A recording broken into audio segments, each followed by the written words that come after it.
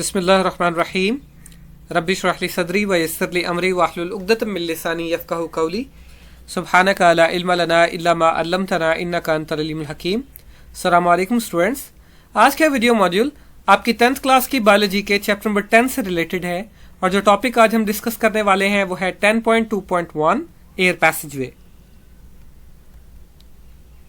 आज के learning objectives हैं air passageway and it's components, और जो कंपोनेंट्स आज हम डिस्कस करने वाले हैं वो है nasal cavity, pharynx, लैरिंग्स, the voice box, trachea.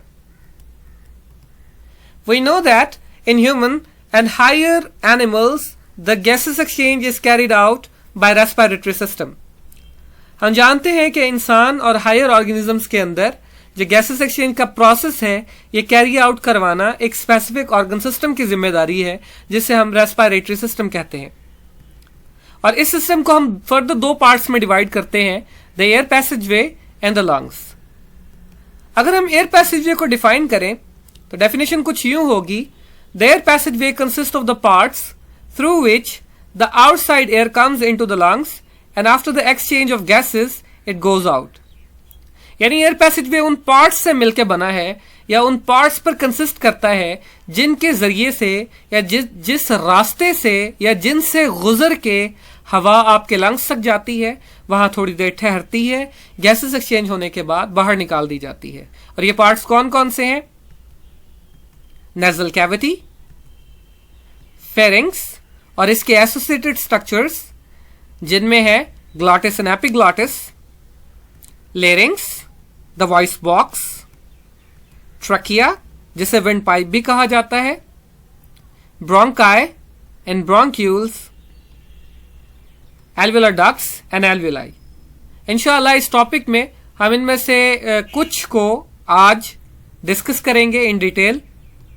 Start करते हैं। We are discussing nasal cavity या नेसल कैविटी भी इसे कहा जाता है। The nose encloses the nasal cavity. नाक का अंदर का हिस्सा नेजल कैविटी कहलाता है और ये हिस्सा बाहर ओपन होता है थ्रू ओपनिंग्स जिन्हें नोस्ट्रल्स कहा जाता है। और अगर हम नेजल कैविटी की डिवीजन को देखें तो नेजल कैविटी को दो हिस्सों में डिवाइड कर दिया जाता है।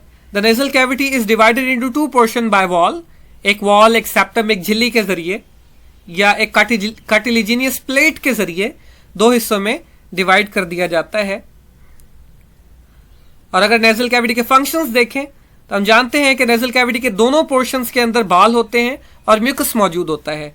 And each portion in nasal cavity is lined by fine hair and mucus which filters the dust particle from the air.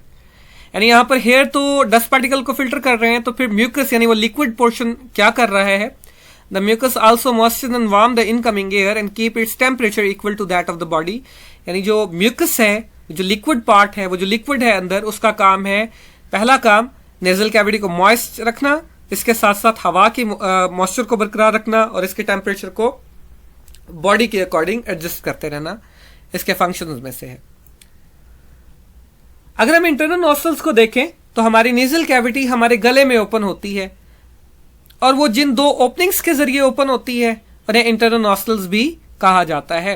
यानी फेरिंग्स से ऊपर वाला रीजन, इस रीजन को ये जो ओपनिंग्स होंगी, यहां पर तो एक दिखाई गई है पर ये दो होती हैं, साइड व्यू है, तो इन दोनों ओपनिंग्स को इंटरनल नॉस्ट्रल्स कहा जाता है। इसके फौरन बाद एक डार्क रीजन है जिसे फेरिंग्स लेबल किया गया है। ये वो रीजन है जहां पर जो खुराक और हवा दोनों के लिए कॉमन है। और अगर देखा जाए ये कहां तक फैला हुआ है तो ये इंटरनल नॉस्ट्रल से शुरू होगा और एक्सटेंड करेगा एसोफेगस यानी खुराक की नाली एंड लेरिंग्स यानी हवा के रास्ते के आगाज तक।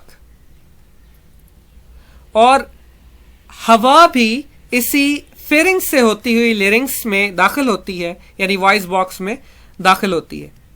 अगर हम ग्लॉटिस या एपिग्लॉटिस को देखें तो glottis is a narrow opening of the floor of pharynx which leads into larynx.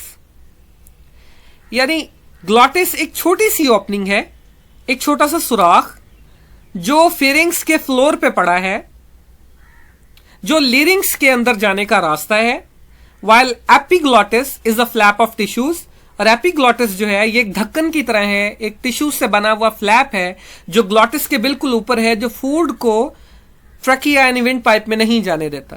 कैसे, अभी देखते हैं। आप देख सकते हैं कि ये एक नैरो ओपनिंग है, इस नैरो ओपनिंग से हवा दाखिल होती है, बट जब फूड दाखिल होने लगता है तो ये स्ट्रक्चर इस फूड को लेरिंग्स में दाखिल नहीं होने देता, ये ग्लॉटिस को कवर कर लेता है। Next, larynx, the voice box. Larynx is a box made up of cartilage and it is also called voice box. Larynx एक बॉक्स है कार्टिलेज से बना हुआ, इसे वॉइस बॉक्स भी कहा जाता है। इसकी लोकेशन अगर देखें, ये कहां पर हमें मिलेगा, ये फेरिंग्स और ट्रकिया के दरमियान है। यानी अगर हम इसे फेरिंग्स का नाम दें और इसे ट्रकिया का नाम दें तो सेंटर में ये जो बॉक्स पड़ा हुआ है इसे हम लेरिंग्स का नाम देते हैं। ये लेरिंग्स की लोकेशन है। अगर हम इसके फंक्शन को देखें तो 2 pairs of fibrous bands called vocal cords are stretch across the larynx. इस लेरिंग्स के अंदर 2 बैंड्स हैं जिन्हें वोकल कॉर्ड्स कहा जाता है, जिसके अंदर स्ट्रेच करते हैं। अब इन्हें देख लेते हैं। अब यहां पर देख सकते हैं एक फर्स्ट पेयर और सेकंड पेयर, ये 2 पेयर हैं जो इसके अंदर स्ट्रेच हुए हैं। जब हवा इनके दरमियान से गुजरती है तो ये वाइब्रेट करते हैं और इनके वाइब्रेट करने से साउंड प्रोड्यूस होता है। आप गौर कर सकते होंगे, नॉर्मली जब सांस लेने के दौरान हवा अंदर से गुजर रही है तो वाइब्रेशंस नहीं हो रही या वाइब्रेशंस बिल्कुल स्लो हो रही हैं, जबकि जब बोलने की कोशिश की जाती है तो ये प्रॉपरली स्ट्रेच होते हैं, वाइब्रेट करते हैं, खुल जाते हैं, जिससे आवाज पैदा होती है। अब यहां पर एक क्वेश्चन आता है कि आवाज पैदा करना तो लेरिंग्स का काम है, तो फिर हम बोलते कैसे हैं? स्पीच क्या है, ये कैसे प्रोड्यूस होती है? तो ये आपकी बुक का एक साइड ब्लॉक है, उसे समझने की जरूरत है। आपको अल्लाह ताला ने टीथ, चीक, टंग और ओरल कैविटी दी हुई है। ये सारी चीजें मिलके इस आवाज को मॉडिफाई करती हैं और अल्फाज पैदा होते हैं। सो स्पीच इज प्रोड्यूस्ड। अगर ट्रकिया और विंड पाइप को देखें, लेरिंग्स कंटिन्यू करती है ट्रकिया में, जिसे विंड पाइप भी कहा जाता है। अगर इसकी साइज एंड लोकेशन देखें आप, तो ये लेरिंग्स के फौरन बाद स्टार्ट होती है। इसकी लेंथ कितनी होगी? It is about 12 centimetre long tube which lies in front of oesophagus, यानी खुराक की नाली के बिल्कुल सामने मौजूद है। गले में आप अक्सर इसे महसूस भी कर सकते हैं। फ्रंट पे इसके अंदर कुछ सी शेप्ड कार्टिलेजिनियस रिंग्स मौजूद होते हैं, जो आप यहां पर इस फिग में देख सकते हैं। इनका काम है ट्रकिया को पिचकने से बचाना, चाहे इसमें हवा हो या ना हो। अगर इस टॉपिक का फॉलोअप लें और देखें कि इसमें कौन कौन से क्वेश्चंस पूछे जा सकते हैं, तो जो क्वेश्चंस पूछे जा सकते हैं वो है define air passageway and name its components, what is nasal cavity, give its functions, what is pharynx, differentiate between glottis and epiglottis, what is voice box or what is larynx, give its function, write a short note on trachea or write the function of C rings in trachea. अगर इसका एक follow up देखें, हमने air पैसेजवे को define किया। ये उन parts पर कंसिस्ट करने वाला एक पोर्शन है, या हम कह सकते हैं कि रेस्पिरेटरी सिस्टम का वो पार्ट जो ऐसे हिस्सों पर कंसिस्ट करता है जिनके जरिए से हवा लंग्स में इंटर होती है, वहां गैसेस एक्सचेंज होता है और फिर ये हवा बाहर निकाल दी जाती है। और इसके कंपोनेंट्स के नाम हमने देखे, नेजल कैविटी, नेजल कैविटी के बाद फेरिंग्स है, फेरिंग्स के बाद लेरिंग्स, लेरिंग्स के बाद ट्रकिया, ट्रकिया के बाद आपके पास bronchi, then bronchioles, then alveolar ducts, then alveoli. ये इसके कुछ कंपोनेंट्स हैं। अगर हम नेजल कैविटी की बात करें तो nasal cavity nose encloses nasal cavity, और इसके फंक्शंस को अगर हम देखें तो फंक्शंस इसके क्या हैं? इसके अंदर फाइन हेयर और म्यूकस है। फाइन हेयर का काम है डस्ट पार्टिकल्स को फिल्टर करना और म्यूकस का काम है हवा को वार्म करना और मॉइस्चराइज करना। अगर हम फेरिंग्स को देखें तो ये एक मस्कुलर पैसेज है जो स्टार्ट होता है फ्रॉम इंटरनल नॉस्ट्रल्स और ये जाता है एसोफेगस और लेरिंग्स तक। इसके बॉटम पर एक सुराख मौजूद है, नैरो ओपनिंग है जिसे ग्लॉटिस कहते हैं, और उसे कवर करने वाला एक फ्लैप है जिसे एपिग्लॉटिस कहा जाता है। अगर what is voice box? Voice box या लेरिंग्स जो है वो एक कार्टिलेज का बना हुआ बॉक्स है जो फेरिंग्स के फौरन बाद स्टार्ट होता है।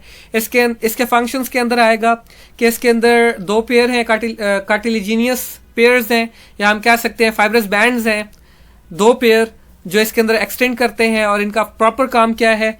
जब ये वाइब्रेट हो तो आवाज प्रोड्यूस हो। और ट्रैकिया क्या है? अभी हमने देखा कि इसे विंड पाइप भी कहा जाता है। 12 सेंटीमीटर लॉन्ग एक पाइप है जिसके अंदर सी शेप्ड रिंग्स हैं, और इन रिंग्स का फंक्शन ये है कि हवा इसके अंदर हो या ना हो, ये इसे क्लैप करने से बचा सके।